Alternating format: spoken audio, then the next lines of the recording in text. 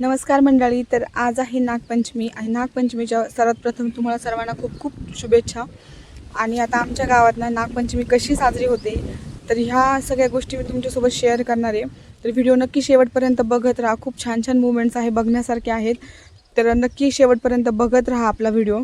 तर बघा, आता नागपंचमी कालच होती, पण मंदिरातून यायला वगैरे खूप लेट झालं होतं. रात्री 7:30-8 वाजले होते. त्यानंतर एडिटिंग करायला काय वेळ नाही मिळाला मला आणि मोबाईलही स्विच ऑफ झाला होता. त्याच्यामुळे मग काल न टाकता आज व्हिडिओ टाकते.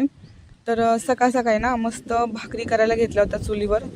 आत्या गॅसवर पिठलं बनवत होत्या, मी इकडे भाकरी करत होते घरातल्यांसाठी. तर बाकीच्यांना उपवास नव्हते, श्रावण सोमवार होता आम्हाला तिघींना आणि बाकीच्यांना काय उपवास नव्हते, मग त्यांच्यासाठी भाकरी आणि पिठलं बनवत होतो आम्ही. आणि नंतर दुपारी पोळ्यांचा स्वयंपाक बनवायचा होता. तर पोळ्यांचा स्वयंपाक कसं थोडं लेट लागणार होतो. आता पोळ्यांचा स्वयंपाक देवाला नैवेद्य दाखवल्याशिवाय काय घरात कोणाला खाता येत नाही. त्यामुळे मग सकाळ सकाळी त्यांच्यासाठी साधं बनवत होतो. आणि लाईट नसल्यामुळे आमटीचं वाटण आम्ही पाट्यावरच वाटत होतो. मी आत्यांना मसाला सगळा काढून दिला होता, आमटीचा भाजून दिला होता. मग आत्या पाट्यावर वाटत होत्या. लाईट नसते गावाकडे, तुम्हाला आता माहितीच असेल, जे गावाकडे आहेत लाईटीचा इश्यू असतो त्यामुळे. तर आता बघा, मी आमटी करायला घेतली इकडे आणि तेल टाकले, मस्तपैकी कोथिंबीर टाकली भरभरून. आता गावाकडे असल्यामुळे काय, घरची कोथिंबीर असल्यामुळे किती मोठी कोथिंबीर टाकली आणि छान मी ते परतवत होते. आणि बघा, आता वाटलेल्या वाटणाची आमटी तर इतकी टेस्टी होते ना, छान होते.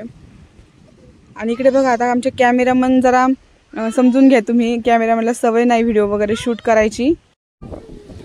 आणि बघा, आता इकडे मी आमटी बनवत होते. तर आता मी काय केलं, कोथिंबीर टाकली. कोथिंबीर नंतर लसूण आणि खोबरं जास्त ते आपण बारीक वाटतो, त्यातलंच मी थोडंसं आधी थोडं ठोसर ठेवलं होतं, जाडसर असलेलं, ते थोडं परतून घेतलं तेलामध्ये.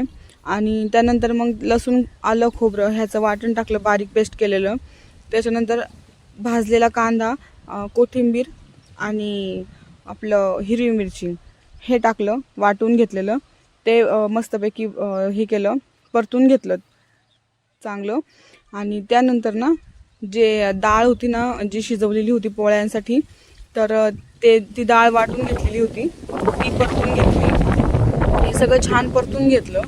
आणि त्यानंतर आता त्याच्यामध्ये अंबारी मसाला टाकते मी, अंबारी कांदा लसूण मसाला. त्याने आमटी छान होते बरं का, खूप टेस्टी होते आमटी. आमच्याकडे म्हणजे बऱ्यापैकी सगळेजण आमटी जेव्हा बनवायची असतात तेव्हा अंबारी मसालाच वापरतात. आणि मग घरातलं जे होतं, मी हळद होती, त्यानंतर घरचा मसाला होता, थोडं लाल तिखट, तर हे असं सगळं टाकलं मी त्याच्यामध्ये आणि छान असं परतून घेतलं. आणि हे तोपर्यंत परतवायचं आहे असं छान, म्हणजे जोपर्यंत असं थोडा आमटीचा छान असा भारी वास येत नाही तोपर्यंत, आणि त्याला मसाल्याला थोडंसं तेल सुटत नाही तोपर्यंत मस्त परतून घ्यायचं. आणि त्यामध्ये परतून घेतल्यानंतर थोडं गरम पाणी ॲड करायचं. आता ते नेमकं शूटमध्ये नाही आलं. तर हे बघा, किती छान मसाला मी परतून घेतला आहे. असा मसाला परतून घ्यायचा, म्हणजे तरी पण छान येते, जास्त तेल वापरायची पण गरज पडत नाही तरी येण्यासाठी. आणि त्यानंतर मस्त त्याच्यामध्ये गरम पाणी टाकायचं, आपल्याला जेवढं घट्ट पातळ जसं पाहिजे तसं गरम पाणी टाकायचं. आणि हे बघा, आता आमटी उकळून, तुम्ही बघितलं असेल व्हिडिओमध्ये, मी तेल पण काही जास्त टाकलेलं नाही आहे, तरी पण आमटीला किती तरी आलेली आहे. आणि कुठलाही बाहेरचा मसाला, म्हणजे अंबारी मसाला सोडून दुसरा कुठला तरीसाठी मसाला पण नाही वापरलेला. खरंच एवढी टेस्टी झाली होती ही आमटी, काय सांगू तुम्हाला, खूप छान झाली होती. आणि चुलीवरचा असल्यावर तर एक वेगळीच भारी, म्हणजे नाही का, त्याला स्मोकी फ्लेवर येतो चुलीवरच्या जेवणाला, त्यामुळे जास्त भारी वाटतं खायला. आणि ते झाल्यानंतर लगेच मी इकडे डाळ परतवायला घेतली, म्हणजे पुरण तयार करण्यासाठी. डाळ शिजून झालेली होती, तर मग त्यात गूळ मिक्स केला मी बारीक करून आणि तो परतून घेतला. नंतर होत आल्यानंतर सुंठ, विलायची पावडर हे आणि जायफळ हे सगळं मिक्स करून, म्हणजे वाटून ते टाकलं. त्यानंतर लगेच पुरण वाटायला घेतलं मी. पुरण चाळणीमध्ये मस्त बारीक होतं, तसंच पटपट बारीक करून घेतलं. आणि माझं तिकडे ते चालू होतं, तोपर्यंत तिकडे आत्यांना भजे काढत होत्या चुलीवरच. तर आम्ही असंच करतो बरं का, सण असला तर दोघींना निम्म निम्म, म्हणजे मला जे वाटायला, म्हणजे मी जेवढं मला होईल तेवढं मी करते, त्यांना जेवढं होईल तेवढं त्या करता. असं दोघींनी मिळून केलं की आमचा 1-1.5 तास स्वयंपाक होऊन जातो पूर्ण पोळ्यांचा. आणि मलाही मदत होते आणि त्या पण म्हणजे करतात बरं का. मी आतापर्यंत लग्न झाल्यापासून कधीच एकटीने पूर्ण पोळ्यांचा स्वयंपाक नाही केलेला इथे असताना. तिकडे करत असते मुंबईला, पण इथे नाही केलेला. बघा आत्या भजे करतात. आमच्या आत्या भजे खूप छान करतात बरं का. त्यांच्या हातचे भजे इथे सर्वांना खूप आवडतात. तर आता त्या बोलल्या की भजे कोणते करायचे, तर कांद्याचे करायचे की कसले करायचे. मग वेलीला आमच्या घोसाळे आलेले होते. पटकन घोसाळे काढले आणि काही घोसाळ्याचे आणि काही कांद्याचे भजे बनवले. आणि त्यानंतर ना आम्ही लगेच नैवेद्य करायला घेतले. पापड्या वगैरे सगळं म्हणजे झालं होतं, भात वगैरे पण बनवून झालेला होता. फक्त आता नैवेद्यच बाकी होते करायचे. आणि मला पण माहीत नाही बरं का हे असे नागपंचमीला ना, म्हणजे मी आता खूप वर्षानंतर नागपंचमीला घरी. खरं तर ना माझी पहिलीच नागपंचमी म्हणावं लागेल, कारण एक जी होती ती कोरोनामध्येच गेली. त्याच्यामुळं मी काय मंदिरात वगैरे तेव्हा गेलेली नव्हते. कोरोना होता, माझी शिवण्या खूप छोटी होती तेव्हा, काहीतरी 7-8 महिन्यांचीच. त्यामुळे मला इतकं नव्हतं माहिती. तर हे असे ना नैवेद्य केले जातात पुरण भरून, म्हणजे आपल्या नैवेद्यासारखं गोल लाटायचं छोटंसं, त्याच्यामध्ये थोडंसं पुरण भरून हे अशा प्रकारे करून ते वाफवून घ्यायचे. ते भाजत नाहीत. आणि त्यानंतर ना आम्ही बघा आता सगळे तयार होऊन ना निघाले मंदिरात जायला. तर बघा सगळे एकदम छान आवरून, माझ्या सासवा वगैरे, माझी जाऊबाई, आम्ही सगळे मंदिरात गेलो.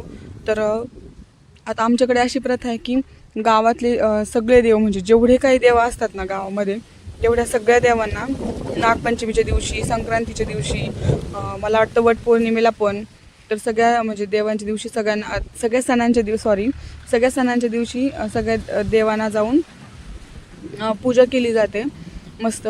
तर फक्त वारुळालाच नाही तर मग सगळ्या देवांना आम्ही ते लाह्या वगैरे वाहतो.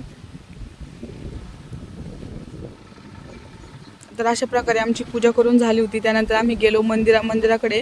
तर आता इथे हे ना वारुळाची जागा आहे, म्हणजे इथे वारुळाचं आहे इथे पहिले वारुळ होतं.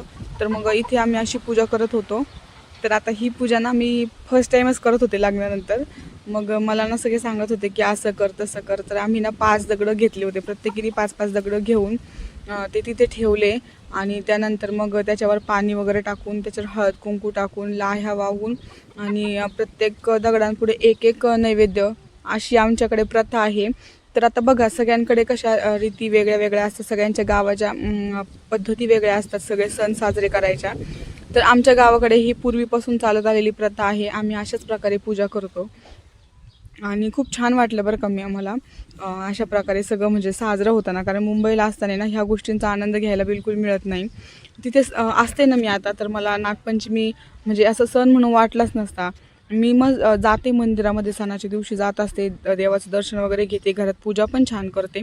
पण एक जो सगळ्यांसोबत सण साजरा करण्याचा आनंद असतो ना, तो शहरात नसतो बरं का. इथे ना आम्ही सगळ्या एकमेकींना हळदी कुंकू लावून घेत होतो. आता आपल्याकडे आहेच ही प्रथा की सगळ्या सुवासिनी एकत्र आल्या की सगळ्या एकमेकींना हळदी कुंकू लावून घेता.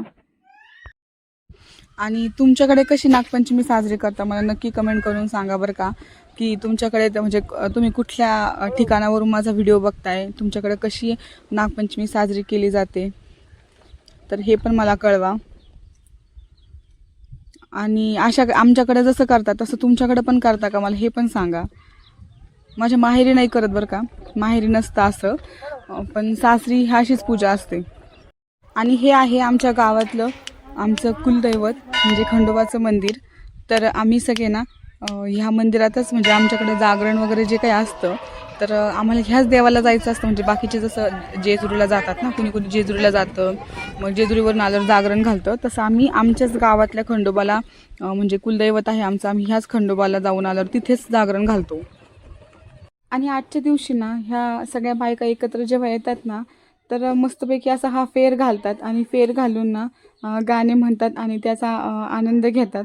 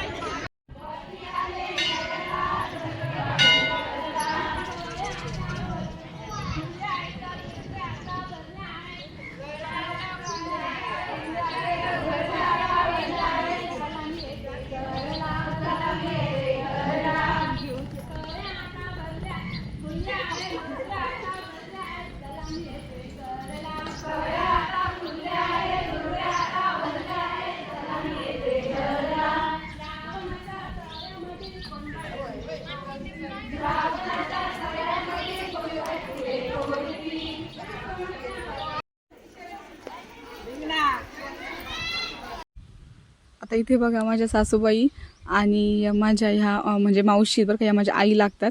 तर त्या दोघीजणी मस्त फुगडी खेळत होत्या. आणि ह्या माझ्या जाऊबाई आणि ह्या माझ्या चुलत सासू आहेत, ह्या पण मस्त फुगडी खेळत होत्या.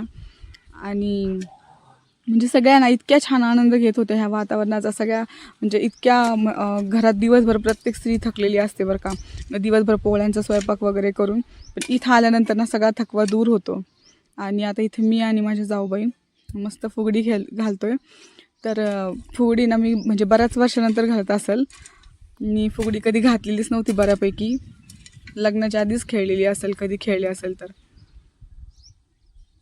आणि आता सासूबाई म्हटल्या की चल माझ्यासोबत पण फुगडी घाल, तर मग त्यांच्यासोबत पण एकदा फुगडी घालून घेतली मी.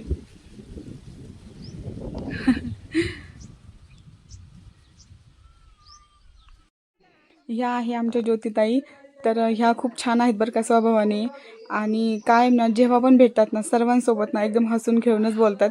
त्यांची खूप इच्छा होती की व्हिडिओमध्ये येण्याची. त्या बोलल्या की मला पण घे तुझ्या व्हिडिओमध्ये.